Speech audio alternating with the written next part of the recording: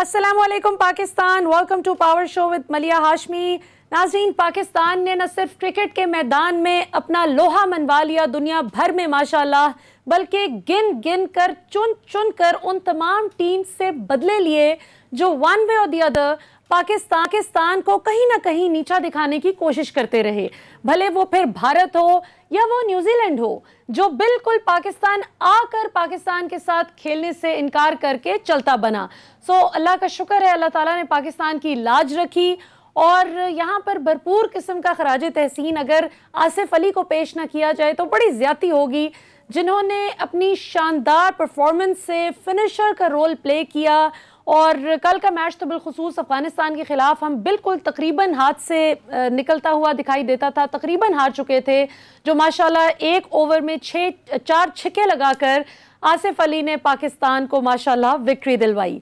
पहले तो आपको ज़रा दोबारा से वो याद ताज़ा करते हैं, क्विकली आपको दिखाते हैं आसिफ अली के वो 4 छक्के, और उसके बाद पाकिस्तान इमरान खान साहब की इस हवाले से एक बहुत दिलचस्प बात जो उन्होंने पिछले साल कही थी, वो क्या कही थी क्रिकेट टीम के हवाले से, वो भी आपको सुनवाते हैं। लेकिन पहले let's go to Asif allies magnificent Sixers. जी, तो ये आपने आसिफ अली के शानदार छक्के देखे, जिनकी मदद से माशाल्लाह पाकिस्तान कल का मैच जीत गया अफगानिस्तान के अगेंस्ट।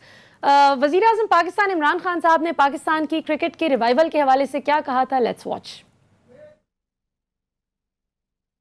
फैसला किया है कि मैं अब ये पाकिस्तान टीम को ठीक करने लगा हूं, इंशाल्लाह आपको उनको तकलीफ। काफी मायूसियां हो चुकी हैं, इंशाल्लाह जो अगला वर्ल्ड कप में आप जो पाकिस्तानी टीम देखेंगे, अभी मेरे ये लफ्ज याद रखना कि वो टीम बिल्कुल एक ऐसी प्रोफेशनल टीम आपको लेके आएंगे, ग्राउंड के अंदर बेस्ट टीम लेके आएंगे। जी, तो क्रिकेट के मैदान में तो यकीनन इमरान खान साहब लगता है अपना वादा पूरा करते हुए दिखाई देते हैं कि बेस्ट टीम लेकर आएंगे। और जो दूसरा असल वर्ल्ड कप होता है, 50 ओवर्स का जो मैच होता है, वो तो जब आएगा तो देखी जाएगी। लेकिन माशाल्लाह फिलहाल T20 वर्ल्ड कप में पाकिस्तान ने वाकई अब तक साबित किया है, 6 पॉइंट्स लेकर पाकिस्तान सबसे आगे है इस वक्त माशाल्लाह। इसमें कोई शक नहीं कि पाकिस्तान इस वक्त नंबर 1 टीम है T20 वर्ल्ड कप में। इस वक्त हमारे साथ मौजूद हैं पाकिस्तान के माया नाज इकोनॉमिस्ट, माहिर मईशत, जो पाकिस्तान की मईशत को बहुत समझते भी हैं, उस पर बहुत गहरी नज़र भी रखते हैं और उनके अक्सर तज्जिए बहुत दुरुस्त भी साबित होते हैं। हमें ज्वाइन किया है डॉक्टर इशफाक हसन साहब ने। उनसे पूछते हैं कि इमरान खान साहब क्रिकेट के मैदान में तो 1992 से लेकर आज तक अपने सारे वादे पूरे करते आए हैं तकरीबन। अब जो असल गवर्नेंस का मैदान है, जो हुकूमत को चलाने का मैदान है, उसमें किस हद तक वादे पूरे कर सके हैं इमरान खान साहब, और मईशत के हवाले से इमरान खान साहब को क्या चैलेंजेस हैं और आगे वो क्या कर पाएंगे। डॉक्टर साहब, हमें ज्वाइन करने के लिए बहुत बहुत शुक्रिया। थैंक यू जी डॉक्टर साहब, ये बताइएगा कि आज वज़ीर आज़म साहब ने जो समरी मुस्तरद कर दी है, पेट्रोलियम मसनूआत में मज़ीद उनकी कीमतों में इजाफे की, उससे यकीनन अवाम को एक रिलीफ तो मिला है। लेकिन अभी हाल ही में हमने देखा कि आलमी सतह पर फी बैरल चूंकि कीमत बढ़ती चली गई पेट्रोलियम मसनूआत की, तो लिहाजा पाकिस्तान पर भी उसका जाहिर है कि एक असर हुआ। आप क्या देखते हैं आने वाले दिनों में इमरान खान साहब किस हद तक इस प्रेशर को बर्दाश्त कर पाएंगे और मजीद क्या चैलेंजेस देखते हैं आप? देखिए, अभी हमारा IMF के साथ भी मुज़ाकरात अभी भी चल रहा है और उसमें एक ये भी उनके तरफ से है कि जी आपने तकरीबन 600 बिलियन रुपया रखा था पेट्रोलियम डेवलपमेंट लेवी के मद में अपने बजट में, और ये भी था कि 30 रुपया फी लीटर आपने पेट्रोलियम डेवलपमेंट लेवी लगाना है आपने। तो ये भी एक सोर पॉइंट है अभी IMF के साथ में। वो हमें तो यही कह रहे हैं कि जी आप 30 रुपया लगाए और आप 600 बिलियन इकट्ठा करें। अगर हम ये करते हैं तो ये बहुत ज्यादा मतलब ये कि तेल की कीमतें और भी आसमान में पहुंच जाएंगी। अभी तो हुकूमत ने ये किया है कि पेट्रोलियम डेवलपमेंट लेवी जो है 30 रुपए के बजाय काफी कम सतह पे लेकर आए हैं और उनका रेवेन्यू एक तरीके से लॉस हो रहा है। लेकिन मुझे बड़ी खुशी है आज ये कहते हुए कि FBR ने जबरदस्त परफॉर्मेंस दिखाई है। 37% ग्रोथ 4 महीने में रेवेन्यू में हुआ है, जो मेरे नज़दीक एक रिमार्केबल है। और मैं आपके प्रोग्राम के तहत के तवज्जुह से चेयरमैन FBR اور FBR کی ٹیم کو مبارکباد ضرور دوں گا، کیونکہ ان پہ کرٹیسزم تو بہت ہوتا ہے، لیکن جب ان کی پرفارمنس اتنی ایکسٹرا آرڈنری ہو تو ہمیں بھی جنرسلی ان کو تعریف کرنی چاہیے، تو اس لیے میں ان کو مبارکباد دیتا ہوں۔ اور صرف یہ نہیں ہے کہ انہوں نے جو ٹارگٹ تھا اس سے زیادہ اکٹھا کیا ہے، انہوں نے IMF کے بہت سارے پریشر سے پاکستان کو بچا لیا ہے۔ اگر ریونیو اگر کمی ہوتی تو یا IMF کا پریشر ہم پہ بہت زیادہ بڑھ جاتا کہ آپ اور ٹیکس لگائیں، کیونکہ آپ تو ٹارگٹ سے بہت پیچھے جا رہے ہیں، تو اللہ کے فضل و کرم سے ہم ٹارگٹ سے بہت آگے ہیں۔ تو اس لیے FBR نے اپنی پرفارمنس سے ہم سب کو بچا بھی لیا ہے۔ اس لیے میں FBR کے چیئرمین اور ان کے اسٹاف کو بہت مبارکباد دوں گا آپ کے پروگرام کے تحت سے۔ بالکل درست۔ اچھا ڈاکٹر صاحب، آپ نے ابھی IMF کے ساتھ جو پاکستان کے مذاکرات چل رہے ہیں اس کا ذکر کیا، تو اس پہ آپ کو یاد ہوگا کہ تقریباً 2 ہفتے قبل 10 دن پہلے یہ بات بہت زیادہ میڈیا پر کی جا رہی تھی کہ جی یہ تو فیل ہو گئے ہیں مذاکرات، جبکہ وہ ٹیکنیکل جو ٹاکس کی سٹیج تھی وہاں چونکہ کچھ گیپس رہ گئے تھے، غالباً جو ہماری واشنگٹن میں جو ہمارے ذرائع موجود ہیں انہوں نے ہمیں بریف کیا کہ ان میں کچھ گیپس تھے جس کی وجہ سے پالیسی لیول ٹاکس سے واپس پھر جمپ بیک کرنا پڑا ٹیکنیکل لیول ٹاکس پہ۔ سو اب آپ کو کیا نظر آ رہا ہے کہ IMF اب کس حد تک پاکستان IMF سے کنسیشن لے پائے گا، اور وہ گیپس پورے کرنے میں کیا ڈیفیکلٹیز تھیں پاکستان کو اسٹیج پر؟ دیکھیں، ہم بھول جاتے ہیں، ہم IMF کو ایک مالیاتی ادارہ سمجھتے ہیں، یہ ایک مالیاتی ادارہ نہیں ہے۔ ٹھیک ہے، اس کے پیچھے انٹرنیشنل سیاست ہوتی ہے، اور اگر آج IMF میرے نزدیک بہت ہی سخت قسم کا ایک IMF بنا ہوا ہے تو اس کے پیچھے سیاست ہے، کیونکہ یہ جو IMF جو ہے، یہ IMF ایک فیس ہے واشنگٹن کنسنسس کا، اس کو ضرور غور کریں، یہ ایک چہرہ ہے، فیس ہے، یعنی کہ اس کا سمجھ لیں کہ ایک طریقے سے اسپوکس پرسن ہے یہ۔ اس کے پیچھے جو کنسنسس ہے 3 اداروں میں ہے، اس میں ورلڈ بینک بھی شامل ہے اور امریکہ کا منسٹری آف فائنانس بھی شامل ہے اس میں۔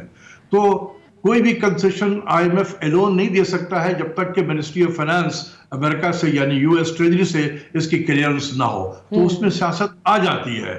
تو اس وقت جو ہے IMF جو ہے میرے نزدیک بڑا بروٹل ہوا ہے پاکستان کے لیے، اور اس کے پیچھے ہم سبوں کو پتا ہے کہ انٹرنیشنل سیاست ہے۔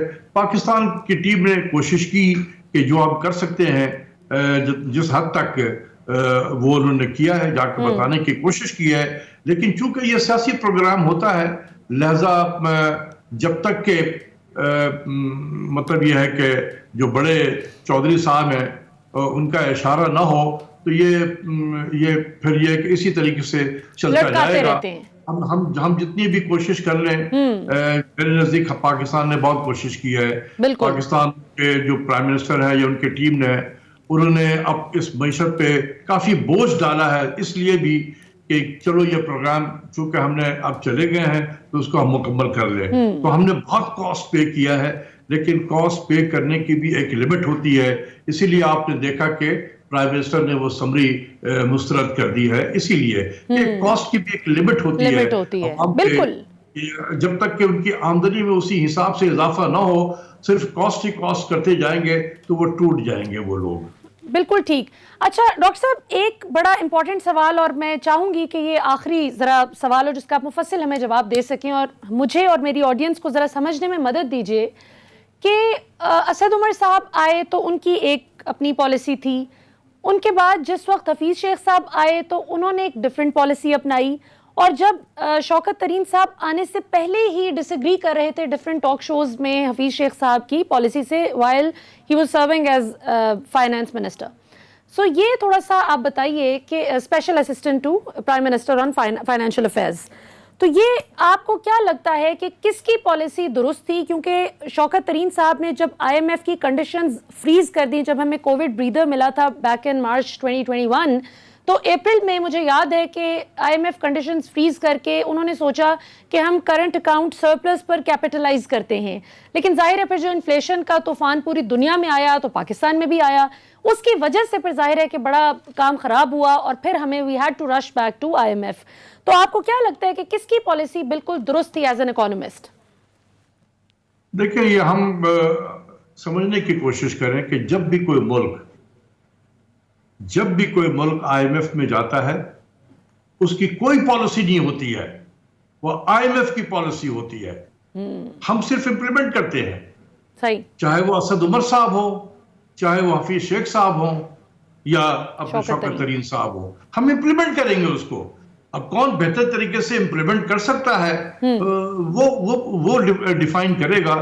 इंप्लीमेंट करना तो जो है, जब देखिए ना, हम जब अपनी फाइनेंशियल सॉवरेनिटी को खो देते हैं, हम, ये हकीकत है कि जब भी हम आईएमएफ के प्रोग्राम में जाते हैं, एक सेट ऑफ पॉलिसीज हमें मिल जाता है, टाइम बाउंड होता है, हम इंप्लीमेंट करते हैं, और हर क्वार्टर में हम कंप्लायंस रिपोर्ट देते हैं कि देखिए आपने ये कहा था, हमने ये कर लिया, या हम ये नहीं कर सके। अगर नहीं कर सकते हैं तो हमें वेवर के लिए अप्लाई करना पड़ता है कि जी माफी दे दे, हम नहीं कर सके हैं टाइम पे, हम कोशिश करेंगे कि अगली मर्तबा हम आपको शिकायत का मौका न दें। ये इस किस्म पे चलता है। This is to insulting for any sovereign country to be in the IMF programme. देखिए, 190 के करीब मुल्क हैं जो आईएमएफ के मेंबर हैं।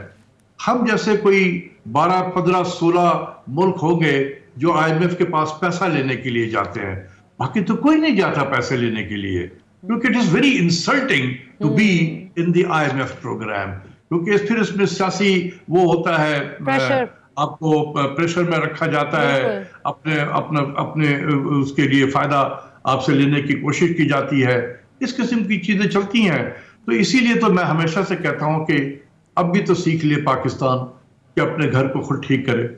हमारे पास बहुत अच्छे अच्छे लोग हैं, आप यकीन करें, बहुत अच्छे लोग हैं, ब्रिलियंट हैं, लेकिन हमारे यहाँ कल्चर है जिसको कहते हैं सादा बंदा कल्चर। सादा बंदा, बिल्कुल अपना आदमी सादा। अब उसी सादा बंदे ने हमें मरवा दिया है। आप यकीन करें, इस मुल्क में बेहतरीन लोग मौजूद हैं, लेकिन हम उनको इस्तेमाल नहीं करते हैं। अगर हम उसको इस्तेमाल करें, अपनी पॉलिसी खुद बनाएं, जिस तरीके से बाकी दुनिया के ममालिक कर रहे हैं, पैसे की जरूरत हो जाए इंटरनेशनल मार्केट में बॉन्ड फ्लोट करें, एक हफ्ते के अंदर आपको पैसा मिल जाता है। ना कोई कंडीशन होती है, ना आपसे कोई कहता है कि बिजली की कीमत बढ़ाओ, गैस की कीमत बढ़ाओ, कुछ नहीं होता है। आप जाते हैं अपने परफॉर्मेंस से। आप देखिए, हमारे प्राइम मिनिस्टर तो बहुत ही ज्यादा मकबूल आदमी थे।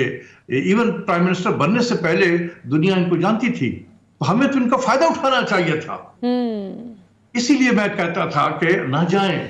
हम आपकी पॉपुलैरिटी जो दुनिया में है इस वक्त, आप जाने पहचाने जाते हैं, हम आपकी इस पॉपुलैरिटी को सामने रखकर, अगर मैं होता मिनिस्ट्री फाइनेंस में, आप यकीन करें कि हर रोड शोज में मैं प्राइम मिनिस्टर का पैगाम लेके वहां पहले पैगाम चलाता, ताकि दुनिया देखे कि हम किस मुल्क से आए हैं, जिसको दुनिया पहले से उसके वजीर आजम को जानती है।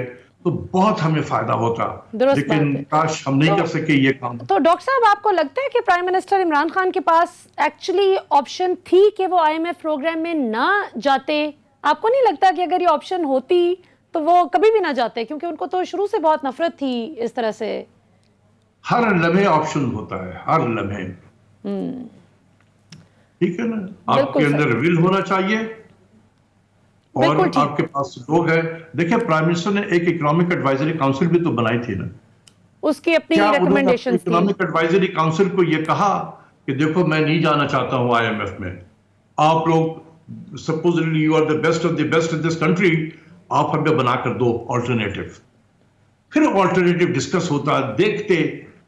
अगर फर्ज करने की कुछ भी नहीं हो सकता था, हमारे बस में बिल्कुल नहीं थी, तो फिर as a lender of the last resort के तौर पे हम जाते आईएमएफ में। लेकिन हमने तो कभी उसको एक्सप्लोर ही नहीं किया। प्राइम मिनिस्टर ने अपनी इकोनॉमिक एडवाइजरी टीम को टेस्ट में भी नहीं डाला। सही, बिल्कुल सही। डॉक्टर साहब, ऑप्शन हमेशा रहता है, ऑप्शन हमेशा रहता है। नाज़रीन, प्रोफेसर इशफाक हसन साहब इज ऑफ द व्यू कि पाकिस्तानी हुकूमत के पास अभी भी ऑप्शन था कि वो आईएमएफ प्रोग्राम में ना जाते, लेकिन जब आप वजारत खजाना से ये बात करते हैं तो वो कहते हैं कि हमारे पास अभी आखिरी ऑप्शन ही बचा था। और अगर आपको याद हो, जिस तरह मैं पहले भी बात कर रही थी डॉक्टर साहब से बात करते हुए, मार्च 2021 में जिस वक्त हमें कोविड ब्रीदर मिला था, تو اس کے بعد وہ بڑا ریلیف کا ایک ٹائم تھا اور بڑا زبردست عوام دوست قسم کا بجٹ بھی اناؤنس کیا گیا تھا، جس میں آپ نے دیکھا ہوگا کہ بڑی پبلک فرینڈلی پالیسیز بھی اناؤنس کی گئیں، پبلک فرینڈلی فیصلے کیے گئے. وہ اس امید پر کیے جا رہے تھے کہ ہمارا کرنٹ اکاؤنٹ چونکہ سرپلس میں یعنی نفع میں چلا گیا تھا، جو کہ نواز شریف صاحب کی حکومت ڈیفیسٹ میں چھوڑ کر گئی، اور اس کو ظاہر اربوں ڈالر کا وہ نقصان ختم کر کے اس کو نفع میں لے کر جانا پاکستان تحریک انصاف کی حکومت کی بہت بڑی فتح تھی. لیکن ظاہر ہے کہ پھر جب انفلیشن کی ویو آئی اور کووڈ کی وجہ سے وہ زیادہ طاقتور ہو کر آئی تو پاکستان بھی اس کی لپیٹ میں آیا. ظاہر ہے جی بڑا مشکل وقت ہے. میرے خیال میں کوئی بھی غیرت مند انسان جو کرپٹ نہ ہو، جو چور نہ ہو، وہ کبھی بھی کسی کے سامنے کشکول لے کر ہاتھ پھیلا کر نہیں جاتا مدد مانگنے کے لیے، جس کو پتا ہو کہ میں نے خودداری کے ساتھ اپنی قوم کو لیڈ کرنا ہے. لیکن بدقسمتی سے ماضی میں ہمارے حکمران کچھ ایسے رہے کہ وہ پاکستان کو IMF کے ایسے چنگل میں پھنسا گئے کہ آج ایک عمران خان اکیلے کچھ بھی کر لیں وہ اس چنگل سے فی الحال پاکستان کو آزاد نہیں کروا سکتے. ہاں اگر اللہ کرے اسی طرح ہماری انڈسٹری، ہماری کنسٹرکشن کا جو کاروبار ہے، ہماری ٹیکسٹائل انڈسٹری، ہماری دیگر جو انڈسٹریز ہیں، اگر اسی طرح سے وہ پیس پکڑتی جائیں جس طرح پچھلے 1-1.5 سال میں کووڈ کے بدترین اثرات کے باوجود ماشاءاللہ ہم بہتر اس پہ پرفارم کر رہے ہیں، تو انشاءاللہ امید کی جا سکتی ہے کہ آئندہ آنے والے 3 سے 4 سال میں پاکستان اکنامکلی خود مختار ہو سکے انشاءاللہ. یہاں پر وقت ہو ایک شارٹ کمرشل بریک کا. بریک کے بعد واپس آئیں گے تو ہمارے پاس 2-3 بہت اہم موضوعات ہیں، ان پر بھی بات کریں گے. اور بریک پہ جانے سے پہلے میں اپنا ایک فیوریٹ شعر سناتی جاؤں جو ہم سب پاکستانیوں کو اس پر یقین رکھنا چاہیے. پیوستہ رہ شجر سے امید بہار رکھ، یہ ایک قطع ہے، یہ ایک مصرع ہے اور اسی کو لے کر ہم نے چلنا ہے. آتے ہیں آفٹر دا بریک.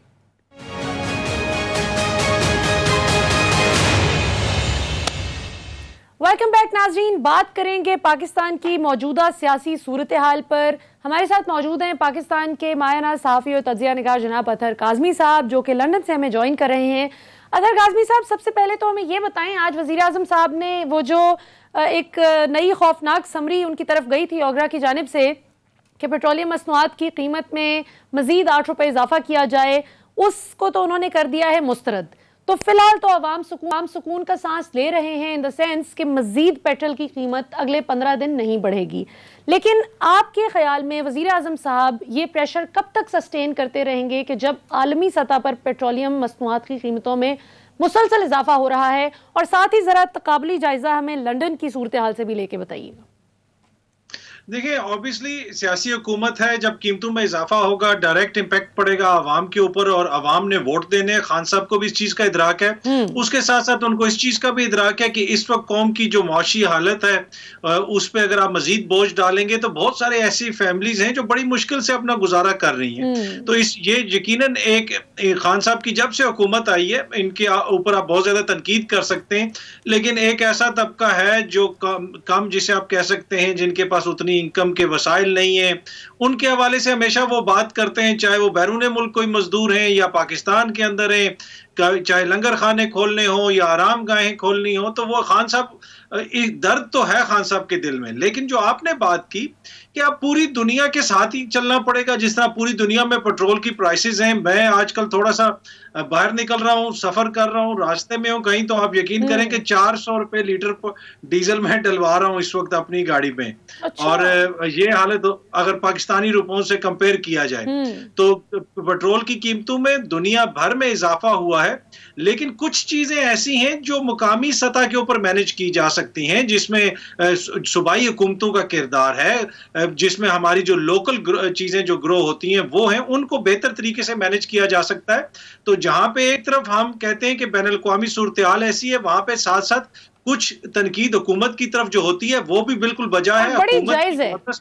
بالکل، مطلب اس میں تو اطہر کاظمی صاحب کوئی شک ہی نہیں ہے نا کہ حکومت جو ڈسٹرکٹ ایڈمنسٹریشن سے کروانے والے کام ہیں، جو آپ نے جس طرح کہا کہ کچھ چیزیں جو پاکستان میں آپ نیشنل لیول پہ ہم مینج کر سکتے ہیں، شہر کی سطح پر، قصبے کی سطح پر، گاؤں کی سطح پر، ملکی سطح پر جو ہم مینج کر سکتے ہیں، وہ بھی اللہ کے فضل سے ہم دیکھتے ہیں کہ بڑھائی سے لے کے مطلب موچی سے لے کے ہر بندہ جو بھی اوور چارج کرتا ہے وہ یہی کہتا ہے کہ نہیں جی عمران خان آ گئے ہیں تو مہنگائی ہو گئی ہے. میں اس پرائیویٹ ہاسپٹل کا نام تو نہیں لوں گی, لیکن اسلام آباد کا ایک بہت ہی مشہور بہت بڑا پرائیویٹ ہاسپٹل جہاں لوگ بہت ایسا طبقہ جاتا ہے جو بہت ایفلوئنٹ ہے, جو بہت پیسہ افورڈ بھی کرتے ہیں, میں حیران رہ گئی کہ وہاں پر میری ایک رشتہ دار تھیں تو ان کی طبیعت خراب ہوئی, میں ساتھ گئی. وہاں پر جو بل بنا اس بل میں انہوں نے ناجائز طور پر 15,000 خود ہی سے ایڈ کر رکھے تھے, اور جب ہم نے وہ بل کو چیک کیا تو انہوں نے کہا جی یہ تو ظاہر ہے ساری دنیا میں مہنگائی آ گئی, آپ دیکھیں ساری چیزوں کے چارجز بڑھ گئے ہیں. لیکن جب ہم نے ایک ایک چیز کو پڑھا تو یقین کیجیے اطہر کاظمی صاحب کہ اس میں انہوں نے وہ چیزیں بھی شامل کر رکھی تھیں بل میں, بل کی ریسیٹ میں, جو کہ ہم نے کروائے ہی نہیں تھے ٹیسٹ. تو اس پہ پھر ظاہر ہے کہ ان کو وہ 15,000 مائنس کرنے پڑے, اور پہلے تو بڑی آسانی سے وہ عمران خان کے سر پر تھوپ رہی تھیں, لیکن پھر اس کے بعد ان کو خیال آیا کہ تو اپنی ہی غلطی نکل آئی ہے. اور ساتھ ہی ایک خاتون کھڑی تھی, وہ بیچاری بہت ہی ایسے مطلب بلو, آپ کہیں کہ بلو ایوریج انکم گروپ سے تعلق رکھنے والی, لو انکم گروپ سے تعلق رکھنے والی خاتون لگ رہی تھی, جنہوں نے کہا کہ میں ڈینگی کے ٹیسٹ کروائے ہیں اور 30,000 روپے میرے ایک دن میں لگ گئے ہیں. تو یہ تو ہے کہ جو جتنی لوٹ مار کر سکتا ہے وہ کر رہا ہے اور عمران خان کے سر پر تھوپ دی جاتی ہے. لیکن عمران خان صاحب سے اگلے 2 سال بعد یہ سوال یقیناً ہوگا کہ آپ جو چیزیں مینج کر سکتے تھے وہ آپ نے کیوں نہیں کروائیں ڈسٹرکٹ ایڈمنسٹریشن سے. اب مینج کرنے کی بات آتی ہے تو اطہر کاظمی صاحب ذرا اس چیز پر بھی بات ہو جائے. آپ نے بھی اس چیز کو سوشل میڈیا پر رپورٹ کیا, ہم سب نے اس پر بات کی کہ جو لنڈن میں ہم دیکھ رہے تھے کہ پاکستانی کونسلیٹ کے باہر, جو پاکستانی ہائی کمیشن کے باہر اپریل میں بھی احتجاج ہو رہا تھا 6 مہینے پہلے, اور ابھی بھی کچھ قوتیں شروع ہو گئی ہیں. غصہ فرانس پر ہے لیکن وہ نکل پاکستان پہ رہا ہے. اس کو آپ کس طرح سے دیکھتے ہیں؟ حکومت اب کس طرح سے اس کو مینج کرے گی جب آج کمیٹی بھی بن گئی ہے 12 رکنی جو ٹی ایل پی میں اور حکومت میں مذاکرات کروائے گی؟ دیکھیں, جب سے یہ حکومت آئی ہے نا, عمران خان صاحب کے اوپر گورننس کے ایشوز ہیں, بہت سارے مسائل ہیں جن کا ذکر آپ نے بھی ابھی کیا. ٹھیک ہے, پی ٹی وی ایک سرکاری ٹی وی پہ بیٹھ کے ایک شخص قومی ہیرو کی تذلیل کرتا ہے ان لوگوں سے, اس شخص کو ریموو کرنا پوری حکومت کے لیے مسئلہ بن جاتا ہے. وزیر آ کے ٹویٹر پہ ایسی دہائیاں دے رہے ہیں کہ جیسے دوردرشن کے خلاف بات کر رہے ہوں, دوردرشن پہ کوئی چیز ہو. لیکن یہ جو مسئلہ ہے نا, اب پاکستان کے اندر ایک ایسا طبقہ ہے جس کو آپ دیسی لبرل بھی کہتے ہیں, دین بیزار بھی کہتے ہیں, ان کی عمران خان سے نفرت اور تکلیف کی وجہ یہ ہے کہ یہ اسلام کی بات کرتا ہے, یہ اقوام متحدہ میں جاتا ہے تو اسلامو فوبیا کی بات کرتا ہے, یہ وہاں پہ کھڑا ہو کے کہتا ہے کہ ہم کسی صورت میں برداشت نہیں کریں گے کہ آپ نے ہمارے جو ہے پیغمبر علیہ السلام کے حوالے سے کوئی بھی بات کی. تو یہ کوئی اور ایسا لیڈر ہے جو اس طریقے سے پاکستان میں عالمی سطح کے اوپر اس مسئلے کے اوپر بات کرتا ہے؟ اس دور حکومت کے اندر جہاں پہ نئی وہ ایک اتھارٹی بھی بنا رہے ہیں, لوگوں کو بتا رہے ہیں کہ اس پہ ہنسنا پڑھائیں بچوں کو, تو خان صاحب کے اوپر تو اعتراض ہی مغرب کا اور ہمارے لبرلز کا یہ ہے کہ یہ اسلام کی بات کرتا ہے. ٹھیک ہے, یہ آقا علیہ اسلام کی بات کرتا ہے. تو یہ کون لوگ ہیں جو عمران خان کی حکومت کے اوپر یہ الزام لگا رہے ہیں کہ خدا نہ خواستہ جو ہے وہ حکومت کوئی غیر اسلامی بات کرے گی یا کوئی ایسی بات کرے گی یا ایسی بات برداشت کرے گی کہ جس میں شائبہ بھی ہو کہ اس میں کوئی ایسی چیز ہو کہ جو اسلام کی خلاف ہو. تو یہ ایک بد زبانوں کا اور بد تہذیب لوگوں کا ٹولہ ہے جو ہر 6 مہینے کے بعد کھڑا ہوتا ہے. یہ ہمارے ملک کی بدنامی کا باعث بھی بنتے ہیں, یہ ہمارے دین کی بدنامی کا باعث بھی بنتے ہیں, اور یہ جب بھی آتے ہیں آپ دیکھ لیں کہ عالمی سطح کے اوپر بھی اس سے پاکستان کو کتنا نقصان ہوتا ہے, اور ملک کے اندر جو صورتحال ہے وہ بھی آپ کے سامنے. اچھا, یہ اطہر کاظمی صاحب آج جو ایک کمیٹی تشکیل دی گئی ہے جو 12 رکنی ہے, جس میں مختلف جو نقطہ نظر رکھنے والے مذہبی اسکالرز ہیں, علماء ہیں, مشائخ ہیں, مختلف فقہوں سے تعلق رکھنے والے علماء کو اس میں شامل کیا گیا ہے, اور نور الحق قادری صاحب جو کہ وفاقی وزیر ہیں برائے مذہبی امور, وہ آج کافی کانفیڈنٹ بھی لگ رہے تھے کہ ہماری بات چیت ہوئی ہے ان سے. تو آپ کو لگتا ہے کہ وہ اس چیز کو کول ڈاؤن کرنے میں کامیاب ہو پائیں گے؟ اور دوسرا سوال بھی ساتھ کلب کر دیتی ہوں کہ کیا اس جتھے کو فی الحال کول ڈاؤن کرنا ہمارا ایک مقصد ہونا چاہیے قومی سطح پر, عوام کا بھی حکومت کا بھی, کہ یہ کیوس ختم ہو, یا پھر ونس اینڈ فار آل اس چیز کو سیٹل کرنا ضروری ہے؟ حکومت نے بھی بڑے بلنڈرز کیے ہیں, یہ کس سے پوچھ کے وزراء ایک معاہدہ کر دیتے ہیں کہ جی ہم فلاں تاریخ تک یہ کر دیں گے, پارلیمنٹ میں پیش کر دیں گے, اور اس کے بعد کہتے ہیں کہ نہیں جی وہ تو پتہ نہیں کیسے, کوئی وزیر فیصل واڈا کہتے ہیں عمران خان صاحب کو نہیں پتا, شیخ رشید صاحب کہتے ہیں کہ خان صاحب کو کے علم میں لا کر ہی کیا گیا تھا. تو یہ حکومتی سائٹ پر بھی کنفیوژن موجود ہے. जी बिल्कुल, देखें जब तक हुकूमत की तरफ से कोई मौक़िफ़ क्लियर नहीं लिया जाएगा तो इस तरह की कन्फ्यूजन तो रहेगी। फवाद चौधरी साहब एक आगे आके बयानात देते हैं, पीछे से दूसरे वज़रा का जो रवैया है वो माज़रत ख़्वाना होता है कि नहीं जी ऐसी कोई बात नहीं है। अब मसले को हल तो अच्छे तरीके से करना है, लेकिन ये क्या आप इजाज़त दे सकते हैं कि हर 6 महीने के बाद एक जत्था उठे, डंडे उठाए, वो आके स्टेज के ऊपर खड़े होकर लोगों को गालियां दें, बदजुबानी करें और ये सब कुछ वो करें हमारे दीन के नाम के ऊपर? ठीक है, इसकी कोई इजाजत दे सकते हैं? और उलमा इकराम अगर आगे आज आए हैं तो उनकी ज्यादा जिम्मेदारी बनती है कि वो बताएं कि ये ना ये हमारे मुल्क के हक में ऐसी चीज, ना ही ये हमारे दीन की तर्जुमानी करते हैं वो लोग जो इस तरह की बातें करते हैं। तो अब मसला तो हुकूमत ने हल करना है, लेकिन बार बार क्या इस चीज की हम इजाजत दे सकते हैं कि आप हमारे पुलिस वालों को शहीद करें? वो पुलिस वाले क्या वो इसराइल की पुलिस वाले थे? वो भी तो पाकिस्तानी थे ना, क्या वो मुसलमान नहीं थे? तो हुकूमत की जिम्मेदारी है कि इस मसले का कोई मुस्तकिल हल निकाला जाए। और इसमें अतर काज़मी साहब, आपको क्या लगता है, जिस तरह सीरतुन नबी सल्लल्लाहु अलैहि वसल्लम के कॉन्सेप्ट को इमरान खान साहब कहते हैं कि स्कूल की सतह से शुरू किया जाए ताकि बच्चों को बचपन से ही मिस्टर चिप्स की बजाय हजरत मोहम्मद सल्लल्लाहु अलैहि वसल्लम का पता होना चाहिए कि आप सल्लल्लाहु अलैहि वसल्लम की जिंदगी क्या थी, क्या मुश्किलात थी, और आप सल्लल्लाहु अलैहि वसल्लम का ट्रू कैरेक्टर, जो बदतरीन दुश्मनों के साथ बेहतरीन सलूक था आप सल्लल्लाहु अलैहि वसल्लम का, वो कैसा था? तो इस हवाले से भी यकीनन हमें कोई अपने करिकुलम में कुछ ऐड करने की ज़रूरत है कि जिसमें एक दूसरे को काफिर के फतवे भी ना इतना कन्वीनियंटली कोई दे सके। मतलब ये तो बहुत ही बदकिस्मती की बात है कि जिस तरफ अब हमारे माशरे को लेकर जाया जा रहा है कि अगर कोई आप सर्टन स्कूल ऑफ थॉट से ताल्लुक़ रखते हैं तो बहुत आसानी से ये भी कह दिया जाता है। 15-20 साल पहले ऐसा पाकिस्तान नहीं था। क्या ख्याल है आपका? देखिए, अब चाहे करिकुलम हो या हुकूमती सतह के ऊपर कोई और प्रोग्राम हो जिसमें नौजवानों को इस हवाले से तालीम दी जाए तो वो तो एक अच्छी चीज़ है। उसके ऊपर मुझे पता है कुछ लोगों को पाकिस्तान के अंदर इस चीज़ के ऊपर तकलीफ होती है कि इस तरह का इस्लाम का नाम क्यों लिया जाता है, लेकिन पाकिस्तान किसी को पसंद आए या ना आए, पाकिस्तान का वजूद आया था दो कौमी नजरिए की वजह से पाकिस्तान बना था। वो दो कौमी नजरिया क्या है आपको भी पता है और आपके देखने वाले जो लोग हैं वो भी सब पढ़े लिखे, उनको भी पता है। तो उसमें तो कोई शक नहीं है, जो खान साहब ये बात करते हैं वो बात बिल्कुल ठीक है। लेकिन ये जो लोग हैं जो जिनका आपने भी जिक्र किया कि जिनका रवैया ऐसा है कि मैं अगेन कहूंगा कि बद तहजीब और बदजुबान टोला जो स्टेज के ऊपर खड़े होकर लोगों को गालियां देते हैं, वो कैसे तर्जुमानी कर सकते हैं दीन इस्लाम की, या वो कैसे तर्जुमानी कर सकते हैं पाकिस्तान की?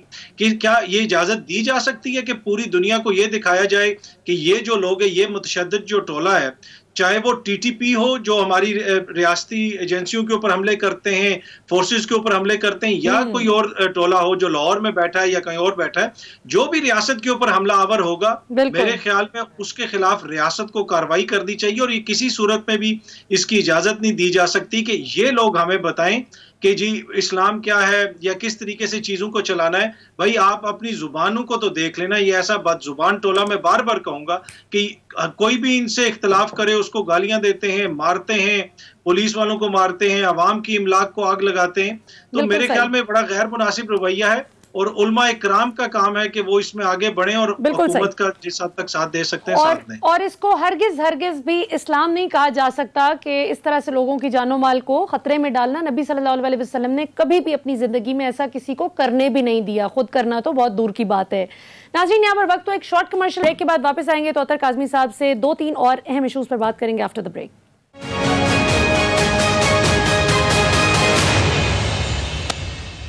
वेलकम बैक नाज़रीन, हमारे साथ मौजूद हैं अतर काज़मी साहब और बहुत ही दिलचस्प सिलसिला चल रहा है गुफ्तगू का। हम मुख्तलिफ इशूज़ पर अतर काज़मी साहब की पोजीशन ले रहे हैं और मुझे जो पाकिस्तान की मेजॉरिटी की जो का ख्याल है उनके हम ख्याल ही लग रहे हैं अतर काज़मी साहब भी। अतर काज़मी साहब, इससे पहले कि हम आवाम के फेवरेट टॉपिक पर आएँ, क्रिकेट, जिसके मैदान में पाकिस्तान ने माशाल्लाह फतह के झंडे गाड़ दिए हैं और अल्हम्दुलिल्लाह वो जो सब दुरुस्त कहते हैं कि बाकी टीम्स तो T20 वर्ल्ड कप खेलने आई हैं, पाकिस्तान की टीम चुन चुन कर बदले लेने आई है। इस पर बात करने से पहले मैं ज़रा आपसे एक आखिरी सियासी सवाल करना चाहूँगी कि आज खबर आई कि NA 133 का जो मुकाबला होने जा रहा था, जिसमें जमशेद इकबाल चीमा साहब ने पाकिस्तान तहरीक इंसाफ के कैंडिडेट के तौर पर अपने कागजात नामजदगी जमा करवाए, वो मुस्तरद हो गए और उनकी अहलिया मुस्तरद जमशेद साहिबा के भी, वो कवरिंग कैंडिडेट थी, उनके भी मुस्तरद हो गए। सो आपको क्या लगता है कि अब इनका क्या बनेगा اور دوسرا یہ کہ نون لیگ آج خواجہ سعد رفیق صاحب بہت جوش سے ایک پریس کانفرنس کر رہے تھے جس میں وہ کہہ رہے تھے کہ یہ اب پی ٹی آئی بھاگ رہی ہے, یہ اب احتجاج کے بھی بہانے بنا رہی ہے, اب ان کو چاہیے کہ جس طرح سے اسکیجول ہوئی ہیں چیزیں اس طرح سے ہی ہوں, یہ آ بھی جائیں الیکشن میں تو ان کو مار پڑے گی. Your take on that. دیکھیں اب اگر آپ نے اپنے کاغذات جمع کروائے تھے, ان کا درست ہونا ذمہ داری جو سیاسی جماعت ہے, جو سیاسی جماعت کے لوگ ہیں ان کی ذمہ داری ہے. تو اگر آپ نے اپنے بھی کاغذات صحیح جمع نہیں کروائے, اوپر سے اپنی بیگم صاحبہ کے جب کروائے اس میں بھی قانونی پہلوؤں کو مد نظر نہیں رکھا گیا, اسی وجہ سے یقیناً ان کے کاغذات نامزدگی مسترد ہوئے. تو یہ بڑا مسئلہ ہے اس جماعت کے اندر, پی ٹی آئی کے اندر. پرابلم یہ ہے کہ یہاں پہ ہر شخص جو ہے نا وہ سپر سٹار بن گیا. ان کو سمجھنے کی ضرورت ہے کہ عمران خان صاحب سپر سٹار ہیں, باقی آپ سب لوگ کب تک ان کی گڈ ول کے اوپر چلتے رہیں گے. اور دوسری بات یہ ہے کہ ان کی اگر آپ گورننس بھی دیکھیں نا, یہ اسی کا تسلسل ہے. جو بیڈ گورننس نظر آتی ہے خان صاحب کی ٹیم کی, یہی ان کی بیڈ پالیٹکس بھی اور کمزوری نظر آتی ہے اس کیس کے اندر بھی. یہ واحد حکومت ہے جی, اس حکومت کے اندر آ کے سول سرونٹ بھی دانشور بن گئے, روز ٹویٹر کے اوپر بیٹھ کے حکومت پہ تنقید کر رہے ہوتے ہیں. ضرورت تھی کسی کی کہ وہ شہباز شریف کے خلاف کوئی سول سرونٹ بات بھی لکھ جاتا. تو یہ کیسی حکومت ہے؟ حکومت کو خود سوچنا چاہیے کہ تھوڑی سے اپنے معاملات کو بہتر کریں. اس سے سیاسی طور پہ نقصان ہو رہا ہے. عمران خان ہر جگہ پہ نہیں ہو سکتا, عمران خان ہر جگہ پہ جا کے ہر چیز کو نہیں دیکھ سکتا. تو باقی جو ٹیم ہے اس کو بھی دیکھنا چاہیے, لیکن یقیناً سیاسی طور پہ اس سے فائدہ نہیں ہوگا. یہ جو اب یہ کیس ہوا ہے اس حلقے میں, اس سے پی ٹی آئی کو سیاسی طور پہ نقصان ہوگا. بالکل صحیح.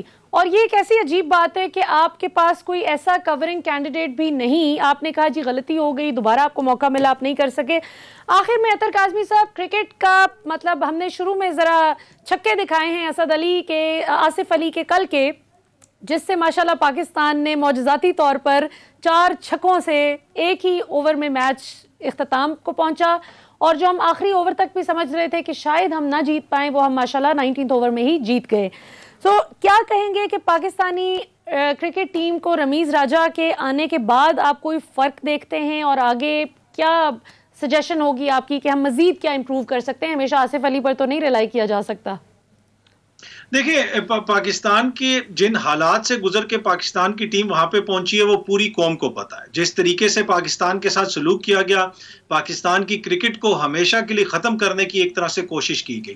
تو جس طرح لوگ کہہ رہے ہیں نا کہ پاکستان کی ٹیم وہاں پہ ایک طرح سے بدلہ لینے گئی ہوئی اور دنیا کو دکھانا چاہ رہی ہے کہ آپ دیکھیں بھائی, یہ جو آپ ہمارے ساتھ سلوک کرتے رہے وہ مناسب نہیں ہے.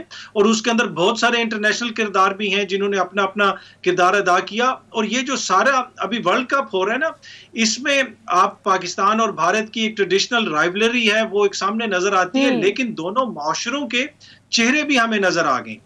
جس دن پاکستان نے بھارت کو شکست دی, بھارت کے اندر اگر کسی شخص نے نام بھی لیا پاکستان کا یا کسی کھلاڑی کی تعریف کر دی تو اس کے اوپر دہشت گردی کے مقدمات کروا دیے گئے. کل جب پاکستان اور افغانستان کا میچ ہو رہا تھا تو اسلام آباد کے اندر بیٹھ کے افغان طالب علم افغانستان کے جھنڈے لے کے تالیاں بجا رہے تھے اور ہمارا وزیر اعظم ان کی ٹیم کی تعریف کر رہا تھا. تو یہ فرق ہے دونوں معاشروں میں. ان کی کھیل میں بھی نفرت ہے, ہمارے کھیل میں جذبہ ہے, دل ٹوٹا ہوا ہے ہمارا, اور ہم پوری دنیا کو ایک طرح سے پیغام دے رہے ہیں کہ آپ نے زیادتی کی ہے اور یہ ہمارا پیغام ہے. بالکل صحیح. اور سیکیورٹی کا بندوبست تو پھر یہاں پہ تسلی بخش کیا جاتا ہے. ناظرین, یہ آج کے پروگرام کا الٹیمیٹ سمجھتی ہوں کہ پیغام ہے پوری دنیا کے لیے, وہ یہ کہ اللہ تعالیٰ ہمیشہ نیتوں کا حال جانتے ہیں. دنیا آپ کو آپ کے اعمال سے جج کرتی ہے, نیت سے نہیں, لیکن اللہ تعالیٰ آپ کے اعمال سے پہلے آپ کی نیت دیکھتے ہیں کہ نیت کیا ہے. اور شکر الحمدللہ پاکستان نے کبھی کسی کا نقصان جان بوجھ کر کرنے کی کوشش نہیں کی, اور یہی وجہ ہے کہ اللہ کا شکر ہے جس نے پاکستان کے خلاف سازش کی, جس نے کروائی, جو یوز ہوا ٹول کے طور پر, سب کو اللہ تعالیٰ نے پاکستان کے ہاتھوں شکست کا مزہ چکھایا. اور پھر ہم سب نے مل کر کہا کہ سیکیورٹی کا بندوبست زبردست ہوا, اور اگر کسی ملک کو تسلی بخش سیکیورٹی کی ضرورت ہو تو پاکستان کی کرکٹ ٹیم سے رابطہ کر سکتا ہے. آج کے لیے ناظرین اتنا ہی. کل انشاءاللہ آپ سے رات 10 بجے پھر ملاقات ہوگی. پاکستان زندہ باد.